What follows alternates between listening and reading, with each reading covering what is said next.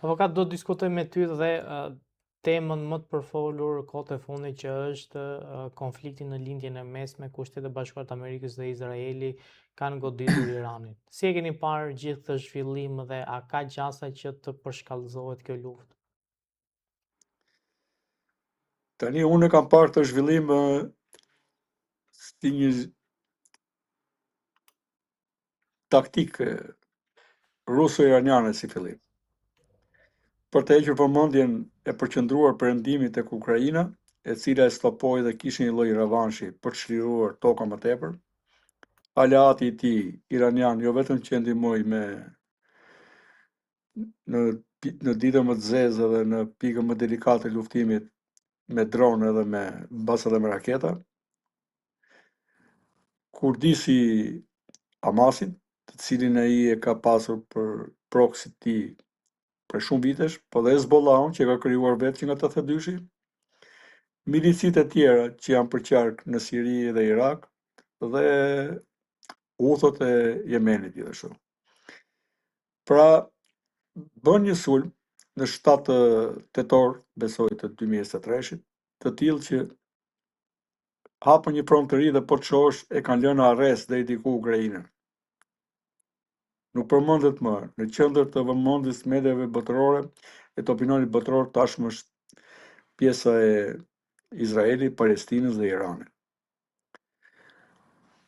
Dhe duke qenë që tërkohën është shprehur për mos ekzistencën e Izraelit, tashmë Izraeli pasi përballoi bashkë me aleatin e tij shërbëtar, përballuan atë sulm, tashmë duan ta zgjidhin çështjen burim. Po i bie shkurt pra sa në lejon kjo kohë e intervistës. Edhe pse nuk është e thjeshtë, pra, me terrenin që ka Irani, me potencialin e tij, por nuk është e pamundur dhe ka shumë mundësi që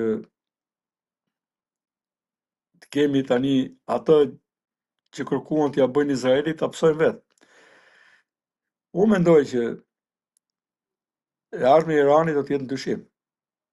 A do të ringrihen minoritetet që përbëjnë rreth 40-45% popullsisë?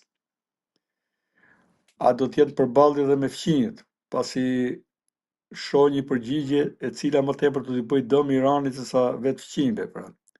Mënyrën se si ka sulmuar dhe ka atakuar fqinjët, edhe pa u provokuar për tyre, thjesht që ata kanë bazë amerikane e tjerë, është që e kanë humbur sensin e logjikës dhe besoj po luftojnë si dëshpëruar, ose po përballen si të dëshpëruar.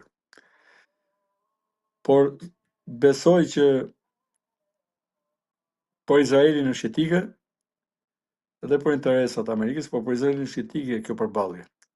Nuk mund të përballoj më luftë tjetër proksi në 7 fronte. Pra ata po kërkojnë ta zgjidhin çështjen burim. Dhe pasja e një kapaciteti kaq të fuqishëm edhe të raketave balistike, por aq më tepër të një potenciali për të pasur armë atomike, e bën që atë përballje ta bëj sot edhe jo më në një moment që mund të jetë shumë vonë. Dhe teatri i luftimit është shtrirë edhe më tej, se kemi edhe ca provokime që janë bërë, provokacione që janë midis Afganistanit dhe Pakistanit, që ka shumë mundësi janë të stisura vetëm për të shmangur vëmendjen nga epiqendra kryesore që është Irani. Pra për t'ia lidhur duar për disa kohë dhe Pakistani, besoj. Pra de facto me këto fronte që kemi, mendoj që jemi me një këmbë, ato që quhet lufta e tretë. Por problematikat e veta Irani ka kërkuar me qiri edhe në përkrajen që i ka dhënë trafikantëve dhe regjimeve të narkotrafikut si në Meksik ashtu dhe Venezuela. Zëvendës presidenti i Venezuelës ka qenë po i person me origjinë nga ato vende dhe kanë pasur lidhje të provuara me Hamasin dhe me Hezbollahun dhe me offshore-et e Kipros edhe të vendeve tjera atje. Po kështu edhe në raport me kartelet në Meksik. Pra, erdhi dita kjo kupë mbush edhe u dert. Tani të shohim. Është thënë se cili person, shoqëri apo vend do të ulet diku në gostinë e konsekuencave të veta. Kështu që besoj do të kemi edhe për një farë kohë një teatër luftimesh, shpresoj të mbyllet atje, mos zgjatet shumë, por ndryshe do të hapet më tej, do shtrihet më tej. Do të përfshijë dhe vendet rreth e qark Iranit. Avokata, besoni që pas Iranit, siç e ka deklaruar dhe shpeshherë Izraeli, radhën e ka një luftë mes Turqisë dhe Izraelit?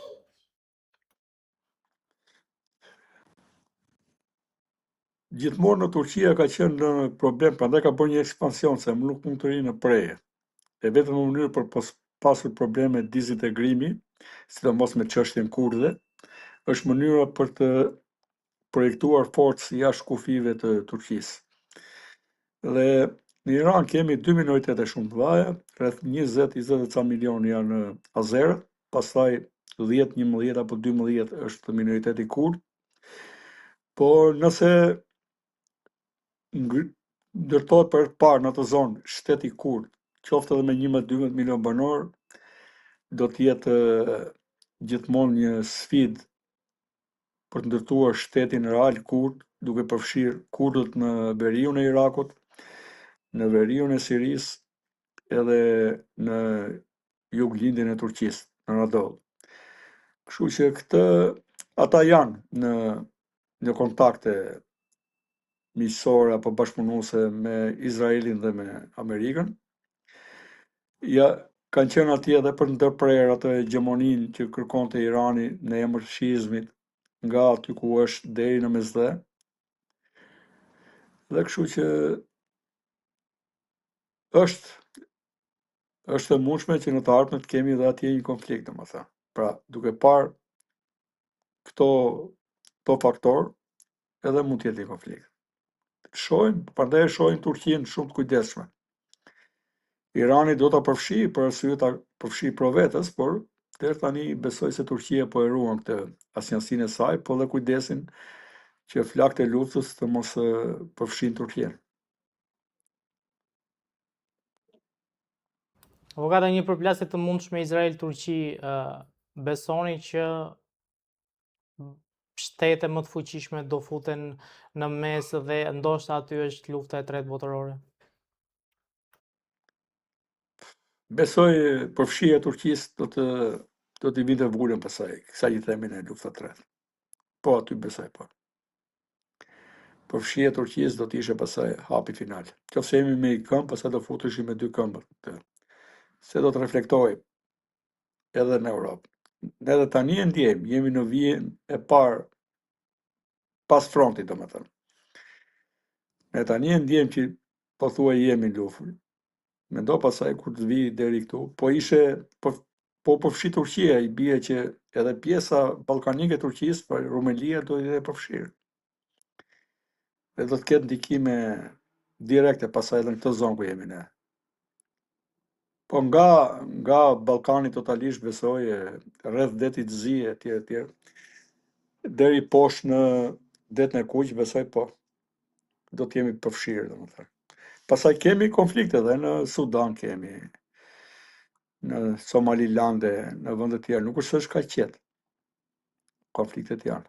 Megjithatë, deri tani amerikanët dhe izraelitët po mundohen dhe europianët po mundohen ta mbajnë në kontroll teatrin e luftimeve atje.